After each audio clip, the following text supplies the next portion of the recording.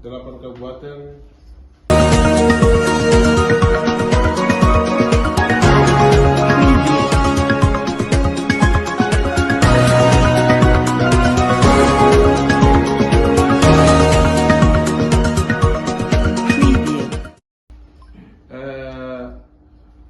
Semua seluruh masyarakat Papua Tengah dan juga 8 kabupaten yang ada berdomisili di Kota Nabire, bahkan juga masyarakat seluruh Kabupaten Nabire hari ini sedang menunggu proses hukum terkait dengan kasus rumah sakit ini sampai sejauh mana. Dan kami percaya kepada pihak penegak hukum, dalam hal ini Kejaksaan Negeri di Nabire ini, dan juga tingkat koordinasi hasil penyelidikan sampai penyidikan Kejaksaan Kejari Nabire, Kejati Papua, dan juga Kejagung, proses hukum ini sampai sejauh mana dan tingkat koordinasi bagaimana, karena kasus ini sudah terbuka dan dananya sudah cair. Dan sekarang ini ada yang tertarik menolak. Ya, ini kelompok ini mulai dari direktur rumah sakit, terus dari manajemennya, bendara, terus bendara pengeluaran. Kira-kira dana ini sudah keluar. Lalu siapa-siapa yang pakai? Karena ada mereka.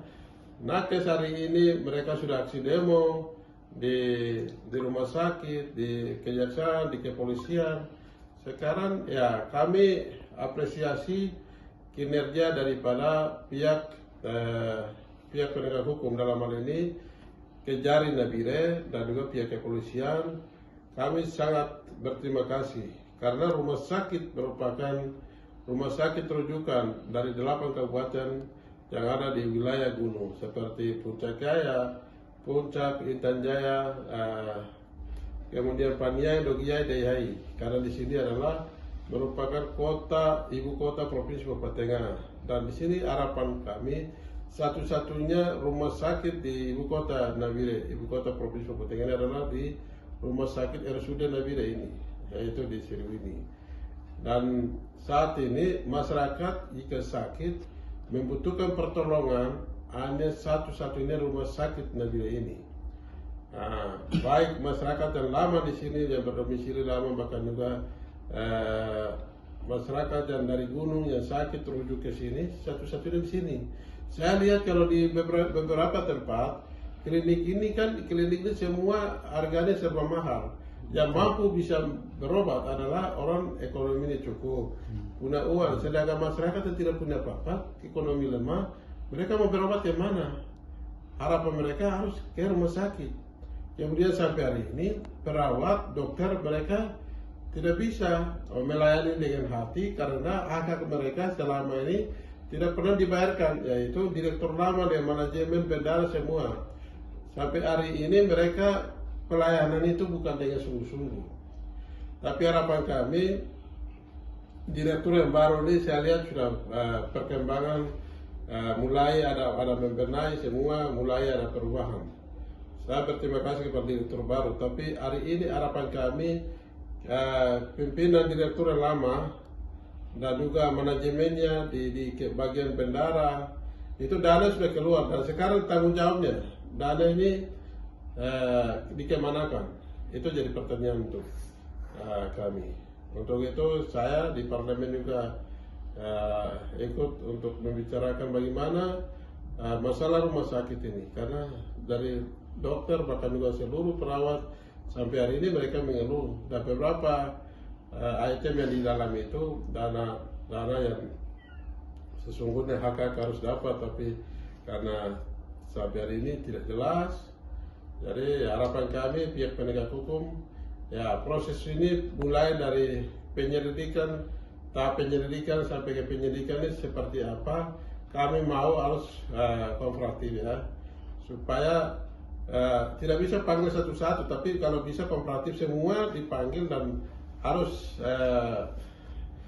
periksa semua, satu persatu harus diperiksa. Kalau jika sudah temuan, sudah berarti harus tersangka. Tidak boleh ampun-ampun. Mau tidak mau, kalau ada sudah temuan, sudah indikasi bahwa yang gelapkan dana rumah sakit dari kelompok ini atau pihak ini atau siapapun harus tersangka. Itu harapan masyarakat. Masyarakat sampai hari ini sedang menunggu proses hukumnya sampai sejauh mana. Seperti itu. Jadi kami sangat apresiasi juga kepada pihak penegak hukum, pihak kepolisian, kejaksaan dan semua yang ada tetap kerja keras. Dan kami masyarakat sedang menunggu sampai hasil ini sampai finish. Jadi tidak boleh ampun-ampun lagi. Mulai rumah sakit bahkan juga di bidang lain atau mungkin di bagian lain yang sama, pasti semua penegak hukum semua difungsikan di Papua Tengah ini supaya ini jadi pembelajaran untuk yang lain, supaya jangan lakukan hal yang sama. Demikian. Bapak mungkin Bapak bisa bikin komitmen untuk penegasan kepada apa terkait, kan ada beberapa dokumen yang mereka minta ini dipersulit Bapak. Dengan kesadaran pihak dari mantan direktur rumah sakit dan juga manajemen serta seluruh pihak-pihak tertentu yang mengatur keuangan hak-hak daripada nakes ini, mereka harus bertanggung jawab secara komprehensif. Mereka harus duduk sama-sama dan perlu lakukan penyelidikan dari pihak penegak hukum. Dalam hal ini di pihak kejaksaan. Jadi tidak bisa di semua kalau diundang jangan periksa satu persatu. Tetapi kalau bisa ya semua kooperatif semua sama-sama. Dan mereka harus tanggung jawab. Ya, karena saya lihat Nabire ini kota yang kecil. Dan orang-orang oknum-oknum ini kan tidak punya sayap, tidak akan terbang. Sampai kapanpun, hukum ini pelan tapi sampai kapanpun, berapa tahun, berapa puluh tahun, ratusan tahun pun hukum ini kan tidak jadi basi, ya kan? Namanya hukum itu bukan kadaluarsa. Kapanpun, dimanapun, hukum ini pasti akan kejar. Hari ini kadang ketakutan, lari alasan bila sakit dan pergi bisa menghilang kemana-mana. Tapi hukum itu namanya tidak pernah basi ya. Tetap suatu kelak cepat lambatnya sampai kemanapun berapa puluh tahun pun akan kejar oknum-oknum ini. Jadi Nabire ini kota yang kecil, tidak bisa lari. Tetap akan satu persatu kinerja dari pihak penegak hukum yang luar biasa. Mereka akan interogasi semua, akan kejar sampai dapat. Lebih bagus mereka datang secara komprehensif, kemudian mereka jelaskan dan mereka pertanggungjawabkan apa yang selama ini dana-dana yang tidak jelas. Ya, kembalikan saja kepada hak-hak yang harus dibayarkan, termasuk dokter, perawat. Kalau jika ini tidak kembalikan, tidak bayarkan, maka pelayanan rumah sakit tidak jalan maksimal, maka banyak jiwa yang akan korban. Itu tanggung jawab siapa? Jadi bupati juga tanggung jawab, direktur juga tanggung jawab, manajemen juga tanggung jawab, semua terkait. Ya, saya bilang bupati Nabire, direktur rumah sakit dan juga semua manajemen dalam harus bertanggung jawab. Ya, karena direktur adalah pimpinannya bupati. Bupati yang tempatkan semua PD-PD termasuk direktur rumah sakit. Maka semua kait-mengkait, termasuk bupati harus bertanggung jawab masalah kasus rumah sakit. Demikian.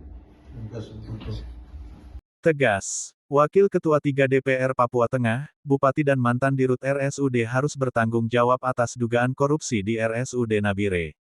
Nabire, Papua Tengah Papedanews.com. Wakil Ketua 3 DPR Provinsi Papua Tengah, Bekis Sonikogoya, SKM, M. Kepulauan, menyatakan sikap tegas terkait dugaan korupsi dana operasional RSUD Nabire.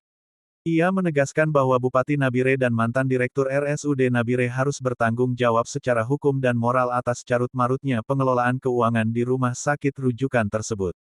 Saya tegaskan, Bupati dan mantan Direktur RSUD Nabire tidak bisa lepas tangan.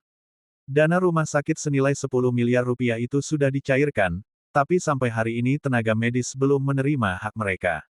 Lalu dana itu kemana? Siapa yang gunakan? Ini harus diusut tuntas, tegas Bekis kepada wartawan, di ruangannya. Jumat sore 25/7. Bekis mengatakan bahwa RSUD Nabire merupakan satu-satunya rumah sakit rujukan di wilayah Papua Tengah, yang melayani pasien dari 8 kabupaten. Oleh sebab itu, segala bentuk penyalahgunaan dana yang mengakibatkan terganggunya layanan kesehatan, menurutnya, adalah pelanggaran serius terhadap hak masyarakat. Jangan korbankan pelayanan publik hanya karena keserakahan segelintir orang. Kami di DPR Papua Tengah akan kawal kasus ini sampai selesai, ujarnya. Menurutnya, aparat penegak hukum seperti Kejaksaan Negeri Nabire, Kejati Papua, hingga Kejaksaan Agung, harus memproses kasus ini secara komprehensif dan terbuka. Ia menolak penyelidikan yang bersifat tebang pilih. Semua yang terlibat harus diperiksa. Jangan hanya bawahannya saja. Kalau sudah ada indikasi kuat penyimpangan, segera tetapkan tersangka. Tidak boleh ada toleransi terhadap korupsi, apalagi menyangkut kesehatan rakyat, kata Bekis. Ia juga mengkritik adanya dugaan pihak-pihak yang menghindar dari pemeriksaan hukum dengan berbagai alasan, termasuk sakit atau menghilang dari Nabire. Jangan main-main dengan hukum. Hukum tidak punya masa kedaluarsa. Cepat atau lambat, kebenaran akan terbongkar. Lebih baik bertanggung jawab sebelum terlambat, tegasnya. Bekis mengajak seluruh elemen masyarakat Papua Tengah untuk tetap mengawal kasus ini dan mendukung kinerja aparat penegak hukum. Ia menambahkan bahwa kasus ini harus menjadi efek jera bagi pejabat lain agar tidak menyalahgunakan dana publik. Kami ingin ini jadi pembelajaran. Jangan ada lagi yang bermain-main dengan anggaran negara, terutama di sektor pelayanan publik. Ini soal nyawa manusia, pungkasnya. Muhammad Irfan, papedanyustv.com melaporkan.